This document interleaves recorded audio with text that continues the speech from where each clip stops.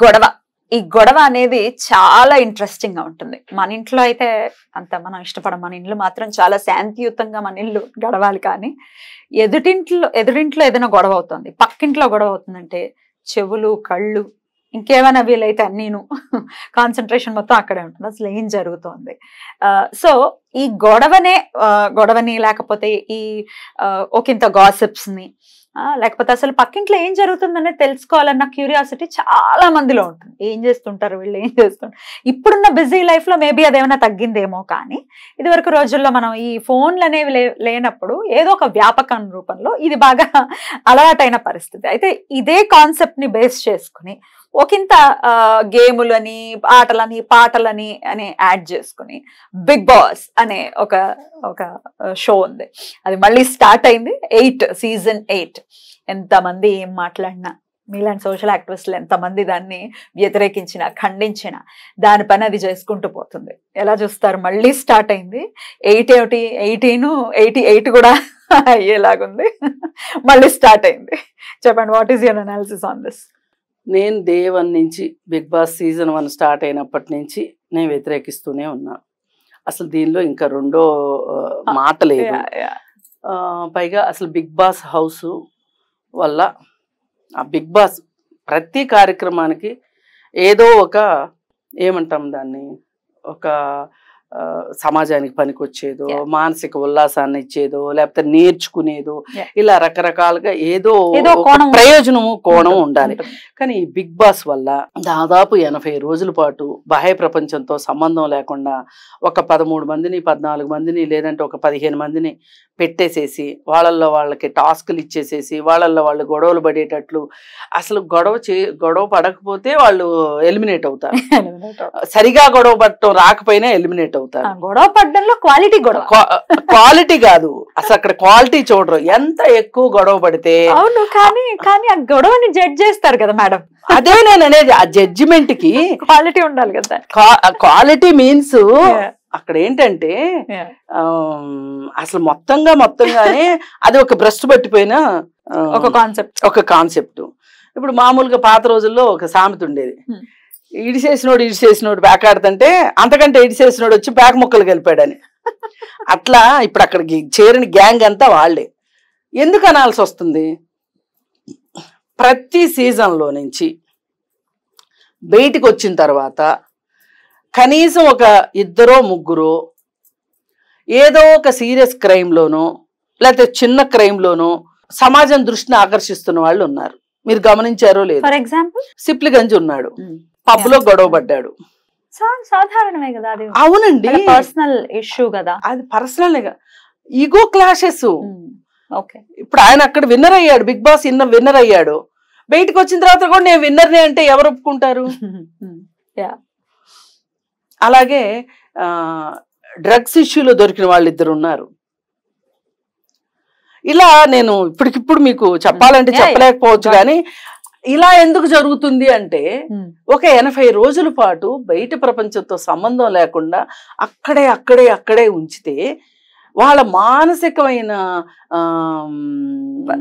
ఇబ్బందులు, వాళ్ళకి మానసిక పరిస్థితులు వచ్చే మార్పులు ఉంటాయి. చూసారా? కొంతమంది పాపం చాలా అమాయకంగా ఒక సైంటిస్ట్ వెళ్ళాడు ఆ మధ్య. సైంటిఫిక్ టెంపర్ని నేను ఒక పెద్ద హేతువాది నేను ఒక ఆయన వెళ్ళాడు, వెళ్ళి మధ్యలోనే వచ్చేసాడు. అట్లా ఆయన ఏమనుకుని వెళ్ళుండొచ్చు, నేను 90 రోజుల పాటు నాకు దొరుకుతారు పిచ్చోళ్ళలాగా వీళ్ళందరినీ నేను హేతువాదులు చేద్దామని వెళ్ళుంటాడు. ఆయన బయటకు వచ్చేసాడు. అలా ఇప్పుడు ఇలా ఉంటాయి. అందుకని ఆ బిగ్ బాస్ లక్ష్యాలు ఏవో ఉన్నాయి అనుకుని లక్ష్యాలు ఉన్న వాళ్ళు వెళ్ళి అమాయకులై తిరిగి వచ్చిన వాళ్ళు ఉన్నారు. అలాగే అతను ఏదో ఒక నాయుడు, అతను ఏం నాయుడు బిగ్ బాస్ లో వచ్చాడు కదా, పర్లేదు. ఆయన నాయుడు ఒక అతనికి శిరోమండనం చేసిన కేసులో ఇరుక్కున్నాడు అతను. ఇట్లా మనం ఇంకా మాట్లాడుకుంటే ఇంకా వస్తాయి అన్నమాట. ప్రేమికులు విడిపోయిన దాఖలాలు కూడా ఉన్నాయి. ప్రేమికులు విడిపోయిన దాఖలాలు ఉన్నాయి. అలాగే అసలు ఇంకా విచిత్రం ఏంటంటే ఈ బిగ్ బాస్ లోకి వెళ్ళాలని చెప్పి ఎంత ఎక్కువ పాపులారిటీ ఉంటే, ఎంత ఎక్కువ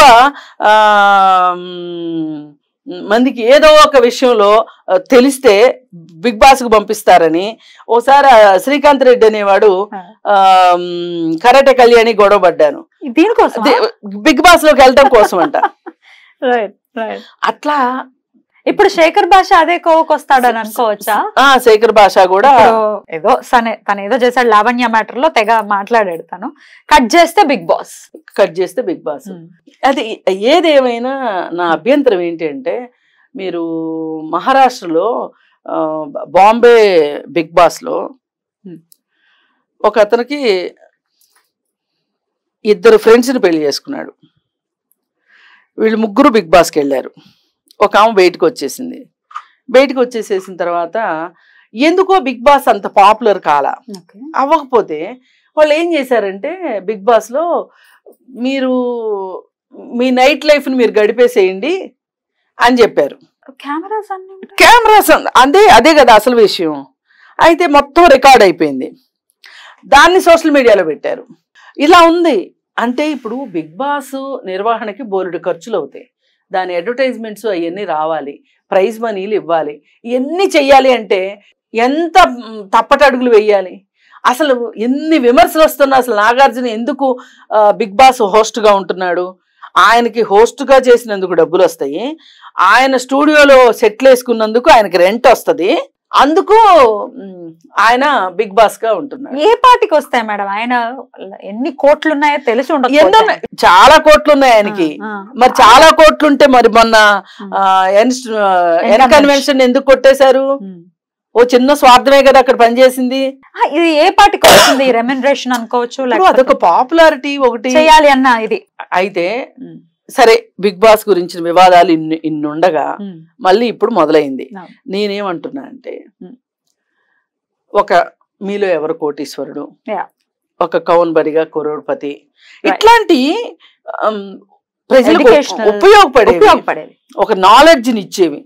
ఇప్పుడు చిన్న చిన్న ముక్కలది నాలెడ్జ్ అంటారా కాదా అంటే అది వేరే విషయం. కానీ ఒక ప్రతి మనిషి ఇన్వాల్వ్ అయ్యి ఒక ఇంట్రెస్ట్ తోటి చూస్తూ ఎంతో కొంత తెలియంది ఏదో తెలుసుకుంటున్నారు అనుకోండి, అది వేరుగుంటది కదా. కరెక్ట్. ఇప్పుడు ఇక్కడ బిగ్ బాస్ లో తెలుసుకోవడానికి ఏమున్నది చెప్పండి. మరి ఆడియన్స్ పాయింట్ ఆఫ్ వ్యూ నుంచి చూస్తే, మీరు ఇప్పుడు ఎగ్జాంపుల్ ఇచ్చినట్టుగానే ఒక ఎంఈకే మీలో ఎవరు కోటేశ్వరుడికి వచ్చిన రేటింగ్ ని చూస్తే, అదే నాగార్జున హోస్ట్ ఒక బిగ్ బాస్ వచ్చిన రేటింగ్ ని చూస్తే అసలు ఎక్కడ సంబంధం ఉండదు. జనాలు విపరీతంగా కోరుకుంటున్నారు అనేది వాళ్ళ మాట. ఇప్పుడు యాజమాన్యం చెప్తున్నటువంటి బిగ్ బాస్ ని కోరుకుంటున్నారు, బిగ్ బాస్ ని చేస్తాం.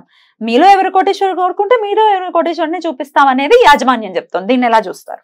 అవునండి, కరెక్టే మీరు అనేది. ఇప్పుడు మీరు ఇవే ఇస్తూ ఇవే కోరుకుంటున్నారు జనాలంటే ఎట్లా? మార్పు తీసుకురావచ్చు కదా. ఇప్పుడు జబర్దస్త్ గురించి మాట్లాడుతున్నాం, అది వెకిలిగా ఉంది, ట్రాన్స్జెండర్స్ ని బాధ పెట్టేలాగా ఉంది. పైగా దానిలో వేస్తున్న ద్వంద్వార్థపు మాటలు, ఆ జోకులు చాలా మురికిగా ఉంటున్నాయి. పైగా ఎంతసేపు ఒక భర్త భార్యను కొట్టడమో, భార్య భర్తను కొట్టడమో ఆ విధంగా ఉంది, బాగలేదు అని చెప్తున్నాం. అయినా అదే వస్తుంది. మరి రియాలిటీ షోస్ పేరుతోటి వచ్చే షోస్ చాలా చెత్తగా ఉంటున్నాయి. ఇప్పుడు ఈ మధ్య కిరాక్ బాయ్స్, కిలాడి గర్ల్స్ అని చెప్పి ఒక ప్రోగ్రాం వచ్చింది. ఇవన్నీ కూడా ప్రజల మనసుల్లో ఏ విధమైన ఇంపాక్ట్ చూపిస్తాయి. పైగా ఇంకొక బాధ ఏంటి అంటే, ఇవాళ ఒక సినిమా రిలీజ్ అయింది అనుకోండి, దానికి సినిమా బాగలేదు అనుకోండి, సెన్సార్ సర్టిఫికెట్ ఇవ్వదు. అథవా ఇస్తే కూడా ఏ సర్టిఫికెట్ ఇచ్చింది అనుకోండి, 18 years లోపు పిల్లలకి టికెట్లు ఇవ్వము అంటారు. అంటే ఒక రకంగా పెద్దవాళ్ళ సినిమా పెద్దవాళ్లే చూసేటట్లుగా ఒక ఏర్పాటు జరిగింది, సంతోషం. కానీ ఆ తర్వాత వచ్చిన మార్పు ఏంటి? ఇప్పుడు ఓటీటీలు వచ్చేసినాయి. ఇంకేముంది ఇక్కడ? అన్ని ఇంట్లోకి వస్తున్నాయి. అన్ని ఇంట్లోకే కాదు, ఫోన్లోకి కూడా వచ్చేస్తున్నాయి. ఈ రియాలిటీ షోస్ కూడా అంతే కదా, నట్టింట్లోకి వచ్చేస్తున్నాయి. ఇప్పుడు చాలా మంది ఇళ్లలో పరిస్థితి ఏంటి అంటే, చాలా దిగువ మధ్య తరగతి వాళ్ళు కూడా ఇవాళ టీవీని అఫోర్డ్ చేయగలుగుతున్నారు. ఒకప్పుడు ఊరు మొత్తానికి ఒక 10 టీవీలు ఉంటే చాలా ఎక్కువ, పిల్లలందరూ దూరదర్శన్ ఒకటే వచ్చేది, టీవీ ఉన్నోళ్ళ ఇంటికి వెళ్ళి టీవీ చూసేవాళ్ళు. ఇప్పుడు అట్లా కాదు కదా. మన వాచ్మెన్లు ఉంటారు, మన అపార్ట్మెంట్ లో వాచ్మెన్ ఇంట్లో టీవీ ఉంటుంది. వాళ్ళు ఉండేది ఒక రూమ్ లో, అదే వంటగది, అదే బెడ్రూము, అదే చదువుకునే రూము, అదే టీవీ రూము, అన్ని అదే కదా. ఇప్పుడు చచ్చినట్టు పిల్లలు చిన్నోళ్ళైనా పెద్దోళ్ళైనా ఒక ప్రోగ్రామ్ చూస్తున్నారంటే అందరూ కలిసి చూడాల్సిందే. మధ్యతరగతి కుటుంబాల్లో కూడా అంతే కావచ్చు, కాకపోతే అందరూ కలిసి హాల్లో కూర్చొని చూస్తారు, ఇక్కడేమో అన్ని కలిపి ఒకటే దాంట్లో చూస్తారు. అయితే ఈ ఇంపాక్ట్ ఎంత పడుతుంది పిల్లల మీద? మనం పిల్లల గురించి కదా ఆలోచించాలి. నేను ఎప్పుడైనా మాట్లాడేది స్త్రీలు పిల్లల గురించే నేను మాట్లాడతా. ఈ పిల్లల పరిస్థితి ఏంటి అసలు? ఎంత క్రైమ్ ఓటీటీల్లో, ఎంత క్రైమ్ వెబ్ సిరీస్లో, అసలు వాటికి సెన్సారే లేదు, ఒక నియంత్రణ లేదు. ఈ టీవీ షోస్ విషయంలో కూడా నియంత్రణ లేదు. అందుకోసము ఈ బిగ్ బాస్ అనేది 80 days మీరు పైగా అక్కడ పెడుతున్న టాస్క్లు ఏవైతే ఉన్నాయో అవి చాలా వెకిలిగా ఉంటున్నాయి. వాళ్ళు వేసుకుంటున్న బట్టలు, వాళ్ళు ఆడుతున్న ఆటలు ఇవి. ఇప్పుడు మహారాష్ట్ర విషయం మేము చెప్పాను కదా, అది ఎందుకు చేశారు ఆ పని అంటే బిగ్ బాస్ ఓనర్సే చేశారు. ఇది ఎందుకు చేశారు అంటే బిగ్ బాస్ ఎక్కువ మంది చూడట్లేదంట, అది చూపించటం కోసం అది బయటకు వచ్చింది. అందుకని మనం మామూలుగా మన దేశంలో వాళ్ళందరూ ఏం చెప్తారు, అసలు మనది చాలా గొప్ప నాగరికత, గొప్ప సంస్కృతి, అసలు పాశ్చాత్య సంస్కృతి మనం దిగుమతి చేసుకోకూడదు, అది ఇదని అంటాం. అలా అనేవాళ్ళవి. ఇది అసలు యాక్చువల్గా మొదలైంది నాకు గుర్తున్నంత వరకు యూకేలో, వేరే కంట్రీ, బిగ్ బ్రదర్ పేరుతో వచ్చింది. మనం ఎందుకు దిగుమతి చేసుకోవాలి? మన దేశానికి తగ్గట్లుగా మనం ఎందుకు ప్రోగ్రామ్స్ని ఇది చేసుకోలేము? అలాంటప్పుడు మరి కేంద్ర ప్రభుత్వం ఇన్వాల్వ్ అయ్యి అసలు ఇది మన సంస్కృతి కాదు, మన సంస్కారము కాదు అని ఇన్వాల్వ్ అవ్వాలి ఇట్లాంటి షోస్ పట్ల. అలాగే రియాలిటీ షోస్ వీటి మీద ఒక నిబంధన వాళ్ళైతే పెట్టాల్సిన అవసరం ఉంది.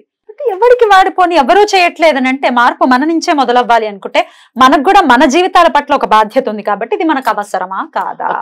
80 రోజులు మనం కేటాయించాల్సిన పని ఉందా లేదా? మన ఫోన్ లో మనం వాళ్లకు ఓట్లేస్తే మనకు వచ్చేది ఏంటి అనేది మనకి. అసలు న్యూస్ ఎంతమంది చూస్తున్నారు చెప్పండి? న్యూస్ చూడడం మానేశారు. న్యూస్ చూడడం అనేది అదేదో ఒక వెనకబడిన తనం అనుకుంటున్నారు. న్యూస్ పేపర్ చదవటం ఒక వెనకబడిన తనం. 24 గంటలు ఫోన్లో ఏది వస్తుందా అని చూసుకోవటం. అసలు న్యూస్ చూడటం అనేది పోయింది. ఒకప్పుడు 7 గంటలకు న్యూస్, 8 గంటలకు న్యూస్, 9 గంటలకు న్యూస్ చూసి మధ్యలో టైంలో సీరియల్స్ చూసేవాళ్ళు తప్పితే ఇప్పుడు అసలు ఇన్ని ఛానల్స్ అయిపోయిన తర్వాత న్యూస్ అనేది లేదు. ఇప్పుడు చాలా క్రైము మహిళల పట్ల, పిల్లల పట్ల జరుగుతున్న క్రైమ్కి ఈ సోషల్ మీడియా కారణము, ఈ స్మార్ట్ ఫోన్ కారణము అనేది వాస్తవం. అందుకోసమే మనము ఇట్లాంటి మనం ప్రోత్సహించవద్దు అనేది ప్రభుత్వాలు కూడా మేల్కోవాలని నేను కోరుకుంటున్నాను.